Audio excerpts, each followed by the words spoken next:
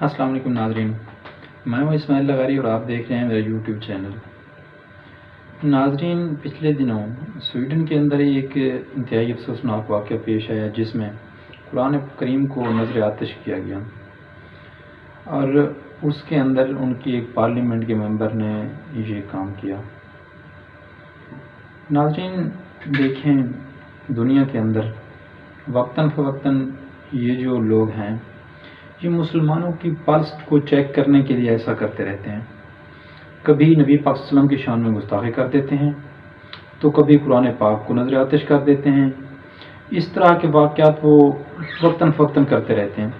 وہ صرف اور صرف اس لیے کرتے ہیں کہ پاکستانوں کی پلس، مسلمانوں کی پلس ریٹ کو چیک کیا جائے کہ ان کے اندر ایمان کی حرارت کس حد تک باقی ہے، یہ کس حد تک اس کا ری ایکشن دیتے ہیں۔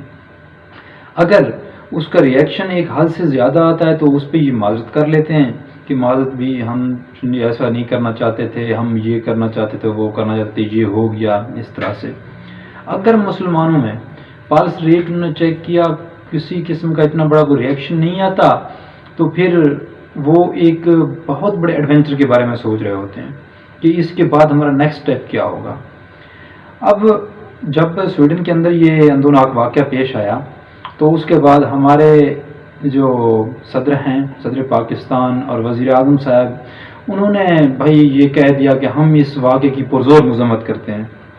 بھائی مذمت کرنا آپ کا کام ہے، مذمت تو میں کروں، مذمت پبلک کرے، مذمت عام آدمی کرے۔ بھائی آپ ہیڈ آف اسٹیٹ ہیں، آپ کے پاس ایک ریاست ہے، آپ کے پاس وسائل ہیں، آپ کو تو چاہیے آپ ان بے غیرتوں کی مرمت کریں۔ پھر بھی آپ کہتے ہیں ہم نے مذمت کرتے ہیں۔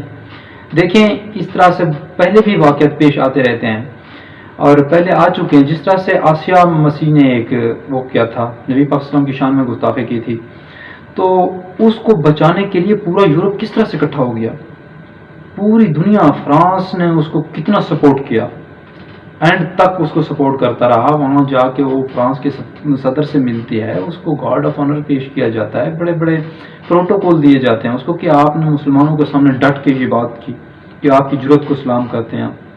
اس کے بعد جب انہوں نے دیکھا کہ اس پہ مسلمانوں کا رسپانس کتنا آیا، اس پہ پاکستانیوں کا رسپانس کتنا آیا، پاکستان نے اس وقت کیا کیا تھا جب ایک مذہبی جماعت نے اس کے خلاف احتجاج کیا تھا، وہ مجھے یاد ہے کہ اس کے لیڈر کو 6 ماہ تک انہوں نے جیل بھیج دیا تھا۔ وہ معذور بندہ جو چل بھی نہیں سکتا تھا، اس کو انہوں نے گھسیٹ کے جیلوں میں لے گئے۔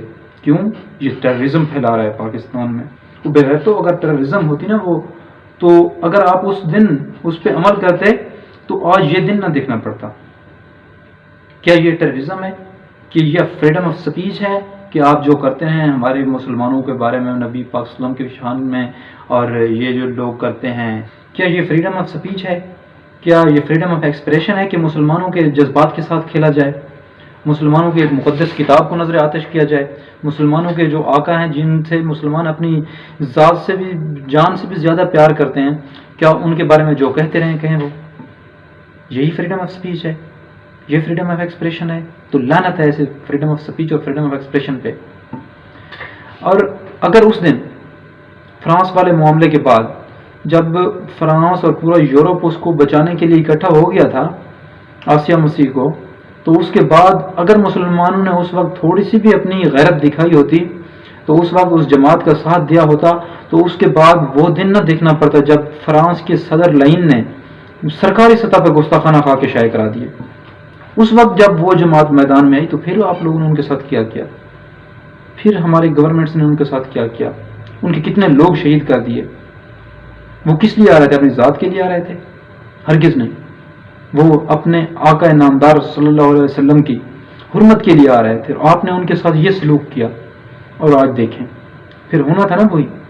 اب سویڈن وہ کر رہا ہے، سویڈن کتنا ساری کنٹری ہے، اس کے ساتھ ہمارا کتنا ریلیشن ہے، اس کے ساتھ دنیا کا کتنا ریلیشن ہے؟ کیا چیک کریں کہ دنیا ان کے بغیر نہیں چل سکتی؟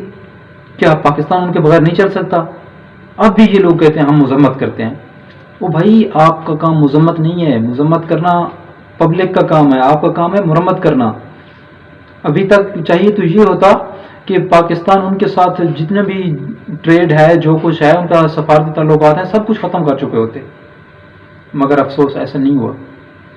اگر یہی چیز جاری رہی مسلمانوں کے اندر، اگر مسلمانوں نے ایسا ہی رسپانس کرتے رہے تو وہ وقت دور نہیں جب ہم صفحہ ہستی سے مٹا دیے جائیں گے مسلمان، ہمارے مسلمانوں کا کوئی نام لیوا بھی باقی نہیں رہے گا، افسوس سے کہنا پڑ رہا ہے۔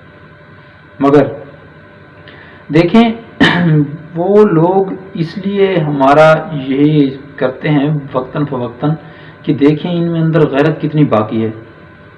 انہوں نے ہماری بہن عافیہ صدیقی کو اٹھا لیا، ہم چپ رہے۔ انہوں نے پاکستان کے اندر دہشت گردی پھیلائی، ہم چپ رہے۔ دیکھیں کب تک آخر چپ رہیں گے ہم؟ یہ چیزیں ایسی ہیں جن پہ چپ نہیں رہا جا سکتا۔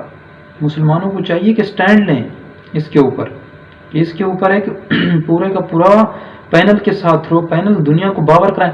وہ ہمارے سابق پرائم منسٹر کہتے تھے میں نے نا UN کے اندر ایک قرارداد منظور کرا لی ہے مسلمانوں کی ناموس رسالت کے بارے حق میں۔